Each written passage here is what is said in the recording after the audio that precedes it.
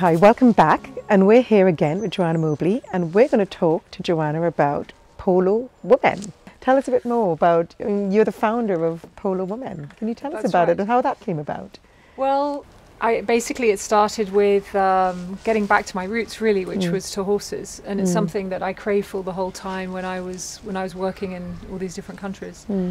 And I found my love of horses and riding again in New Zealand. And when I left New Zealand, I promised myself that I promised myself I wasn't going to go back to the kind of life I had before, which was 12, 14 meetings a day from 7 in the morning till full-on corporate life. 9 at night, and lots of planes. And when I came back to Europe from New Zealand, I initially landed back in the UK, but I came via Spain, and I had a short holiday that was supposed to be for a week. It went from a week to 2 weeks. Okay.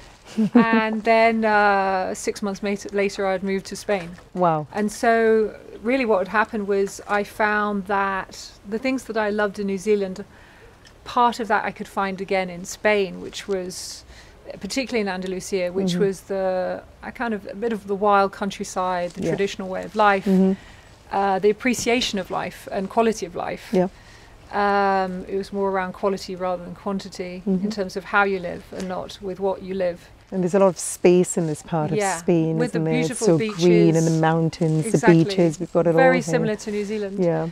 And obviously the horses. So when I came to Spain and Andalusia, and in particular to Soto Grande, I met and made a load of friends, and I started riding again and playing campo polo again, and it just carried on. My initial holiday grew. I moved here. I bought I found some horses to buy. And I even managed to make a dream come true, which was a little filly that was my mother had bred, that was in Ireland. I think I told you. Yeah. That was born during the financial crisis, and we were worried that this little horse was going to be sold for meat rather than make the reserve. It's how the markets go. And the gentleman, my uncle, wrote to me and said, would I buy this horse because it was such a beautiful little filly. We didn't want it to be slaughtered.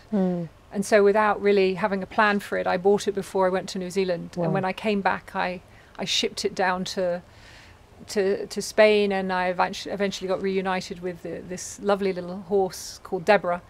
And so, which I had since 1 year old. So I started riding again and have my own horses, and then I started to make a lot of friends in the area that loved horses, that liked polo, women that were also saying, I'd really like to play some women's polo, but no one seems to organise anything here, and such we're a brave always watching sport. the men. And it's such a brave sport, polo. I mean, for me, horses closed the loop for me as well, and having riding and having the connection with a creature that's as majestic as a horse has really closed the loop for me. But polo is such a brave sport. Yes, I mean it is, and it's an extreme sport. A lot of people don't realise. They think it's this whole notion, the sport of kings. Well, there's kings that play it, but actually the people that are the best at polo are from Argentina, and they're not kings at all. They grow up playing in the campo, in the football fields, and the rugby fields, on any piece of grass they can find, on anything that looks like a horse with 4 legs,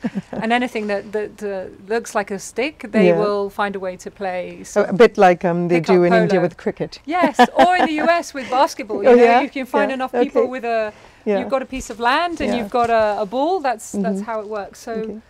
So it is, but it is an extreme sport. It's quite a dangerous sport, and it depends how you play it. And all these women were saying, "Look, I love riding. I love team sport. I've done a bit of stick and ball. I would love to play." And before I knew it, I was being asked by one of the most well-renowned clubs in the world here, Santa Maria, asked me to organise the first women's championship, which is the Spanish Women's Championship, which at that point I thought, well, really to engage women in the sport, I need a brand rather than just it all be my name.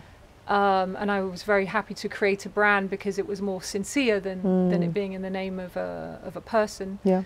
Yeah. And it would mobilize more women to come and ask, what is this Polo Women all about? Well, I'm asking. So basically, so that's exactly what happened. So all these women that were contacting me, I was then getting back in contact with them and saying, how about coming and playing in some practice tournaments? How about coming and staying in Spain and coming playing the Spanish Championship? And then built the brand, obviously everything's through social media. So started to build a social media platform, and that grew very rapidly. Okay. And having a lot of followers, around 10,000 followers now, all over the world. And from that, other opportunities came along. So from there, Polo Women also organised the French Women's Championship last year in Saint-Tropez. Wow. And then we've been asked to organise for the first time a championship for all these women in Colombia that want to play.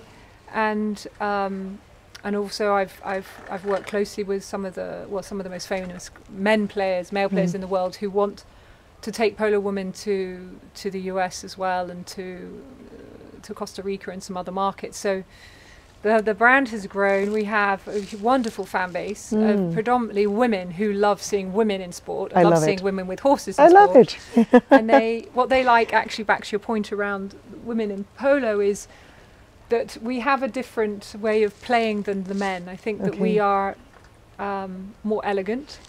We're more cautious around the horses. Yeah. You don't see women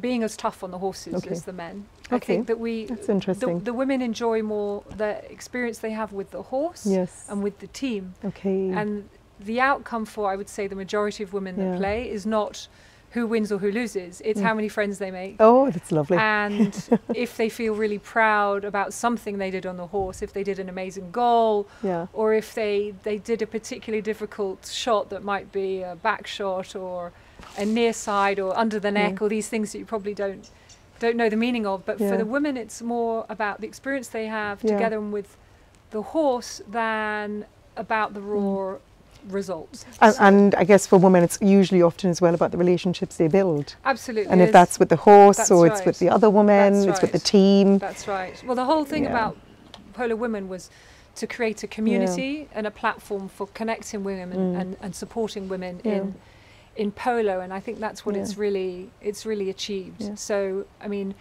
and we have really connected a lot of women. 2 years ago we brought 2 teams from Australia to Spain to play in the women's Polo Women's Spanish Championship, and we brought a team from the US and the junior champion from the US and top players from Australia, and of course a huge amount of networking happened from that all across the globe. And so yeah, and we have some fantastic stories. And a lot of the people that follow the women's polo aren't just the players; they're just women that often entrepreneurs and stepping out of their comfort zone, which is really amazing. Yes, to that level. Exactly. I mean, I get stopped now on the street, parking my car, and if someone sees a Polo Women T-shirt. And they see your woman, they say, "Oh, where can I stick a ball somewhere? Where can I go to do this?" Yeah. And I'm having recently a 10-minute conversation with a woman in the middle of the street who wants to make an impromptu appointment to come and ride some horses and have a go. So I've heard it's a little bit like riding and golf together. Yes, it is. It's very similar. Yeah, I'm liking this combination actually, because I actually really enjoy golf. Yes, it's actually. So I'm liking this combination. It is very similar, and actually, one of the women that's been playing recently here in Sotogrande was a pro golfer. Okay. And she came to Sotogrande to play in Valderrama, and she played many years with her husband in Valderrama, and she even did the Pro Golf PGA Tour. Okay. But she loved horses, and she has a wonderful magical connection, she thinks, with the spirit of horses, and she's kind of found her soulmate with a few horses, and And so now she's given up the golf. Oh gosh. And has her 2 or 3 horses that she plays very gently. Oh wow. And she's quite a unique lady in that she's the only woman I know of, or only player I know of, who insists that her horses grow manes, because she doesn't like the horses' manes being cut. Okay. And so wow. so that's what she does. She said the golf really helps with her swing. She's got an incredible swing. Yeah.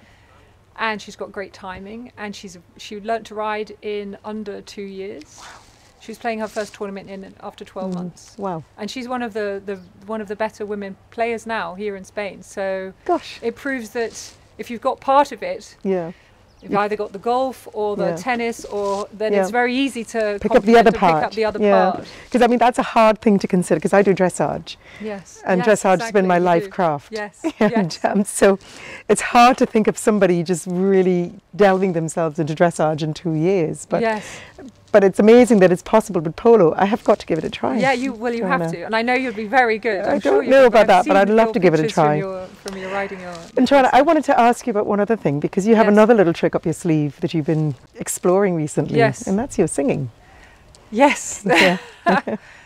There's a story there in that, yes, I mean, I think at some point in life you get back in touch with, you find your real self and your real soul. And I guess my soulmates are my partner, who's a musician, and my horses. So the horse bit is done, and my soulmate is my partner Pedro, and it's getting back in touch with yourself. And as a child I always sang, and I did lots of solos and things at school, and I love singing. In fact, whenever I was happy I would sing. When I got married, I think even the first night I met my what is now ex-husband, I started to sing, and he told me to stop it. He told me he didn't like people who sang, and didn't want me to sing. Being I guess an obedient person, which I've realised I'm not anymore. But anyway. It took me a while to realise I'm not so obedient and follow my own path. Yeah. I stopped singing, and when I was with my partner now, who I love dearly, we were in a recording studio with one of the top producers in Spain, a gentleman called Paco Loco. In Puerto Santa Maria, and my partner was recording a new album, and one of the backing vocalists hadn't turned up. And so there's that opportunity you've been talking about, Joanna. There's that little window for you. I love it. So the producer said to Pedro, he said, "Well, does your fiancée, does she sing?" And he's like, "Well, I have no idea if she sings or not." Anyway, so he told me, come. Anyway, so I went over, and they said, we want you to sing this bit of the melody. And I sang, and their jaws dropped. And he said to Pedro, she can sing. And so then I started with Pedro in his band, which is Eccentrico Milieu, and we did a number of things together. We were on television, we've done top 40 concerts and things in Porto Banús and other Europa FM, and all these incredible experiences. And then Pedro said, I want to write music for you, and it be more indie music. And because I think there's something in particular in your voice, your voice has a personality. So we started recording at home, and then things have gone from there. So now we have management, and we have production, and it's something which is the next, one of the adventures, the main adventure now I have in life, because the other things are planned, but this is a real adventure. So I think what you're trying to tell us at Vieve Living is, find those adventures in life and keep them alive, and take your journey in whatever paths they carry you. Yes. And explore the best of them.